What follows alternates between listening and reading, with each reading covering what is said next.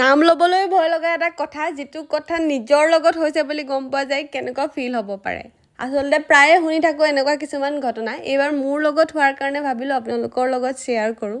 ভিডিঅ'টো সম্পূৰ্ণকৈ নোচোৱাকৈ একো যাতে মন্তব্য নকৰে। 2025 চনৰ 26 আগষ্ট এই তাৰিখটো মোৰ কাৰণে খুবেই টাফ আছিল। অকণমান মাইনৰ প্ৰব্লেম এটাৰ কাৰণে হস্পিটেল গৈছিলোঁ ডক্টৰক দেখাবলৈ। এই যে লগৰ কেইজনী দেখিছে মোৰ কলেজৰ বান্ধৱী।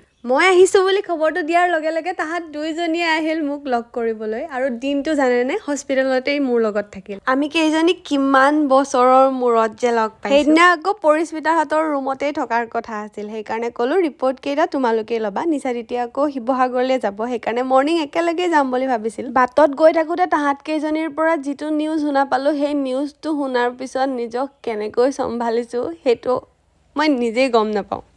পৰিস্মিতাকতো আপোনালোকে চিনি পাইছেই, তাইৰ লগত কথা পাতি থকা হয়, কিন্তু লগ প্ৰথমবাৰহে পাইছোঁ।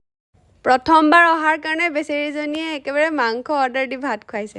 এতিয়া ভাবিলে বৰ আচৰিত লাগে সেইকেইটা দিন মোৰ কাৰণে কিমান যে জটিল আছিল। 26 তাৰিখে সেই নিউজটো পাইছোঁ আৰু 31 তাৰিখৰ ৰাতি আমি গুৱাহাটীলৈ গৈছোঁ। 1 ছেপ্টেম্বৰ তাৰিখে কনফাৰ্ম হৈছোঁ যে সেই অসুখটো আচলতে মোৰ হোৱাই নাছিলে। এতিয়া কথাটো হ'ল এইকেইটা দিনত মই বহুতখিনি কথাই শিকিলোঁ। কেতিয়াবা ধুমকেতুৰ নিচিনাকৈ আমাৰ জীৱনলৈ বিপদ আহে, সেই বিপদবিলাকত কেনেকৈ নিজকে চম্ভালিব লাগে তাৰ কথা শিকিলোঁ। মা কামাখ্যাক দৰ্শন কৰাও সৌভাগ্য হ'ল। এই যে কোৱা হয় তেজৰ সম্পৰ্ক থাকক বা নাথাকক, কিছুমান মানুহ আমাৰ জীৱনত বহুত বেছি স্পেচিয়েল। প্ৰথম দিনেই ছোৱালীজনীয়ে মোৰ কাৰণে যিমানখিনি কৰিলে মই কেতিয়াও পাহৰিব নোৱাৰোঁ। মই যেতিয়ালৈকে টোপনি যোৱা নাছিলোঁ তাই তেতিয়ালৈকে হোৱা নাছিল আৰু মোক শুৱাবলৈও চেষ্টা কৰিছিলে। এই কঠিন দিনটোত মোৰ লগৰ কেইজনীয়ে বাৰে বাৰে ফোন কৰি মোৰ খবৰ লৈছিল। কৰিস্মিতায়ো ডিউটিৰ পৰা আহি মোক লগ কৰি থৈ গ'ল। সেই সময়ত কি কৰিম নকৰিম ভাবি থকাৰ সময়ত মোক গুৱাহাটীলৈ যোৱাৰ পৰা, ডক্টৰে ছাজেষ্ট কৰাৰ পৰা এপইণ্টমেণ্টলৈকে লৈ দিয়া ব্যক্তিসকলো মোৰ কাৰণে সদায় স্পেচিয়েল হৈ ৰ'ব।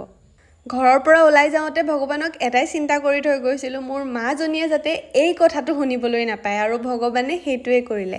আমাৰ জীৱনটো একেবাৰে আনপ্ৰেডিক্টেবল হয়। যিকেইটা দিন জীয়াই আছোঁ খুব ভালকৈ থাকিব লাগে। সকলোৰে লগত হাঁহি মাতি বিন্দাছ থকাৰ মজাই বেলেগ, নহয়নে বাৰু?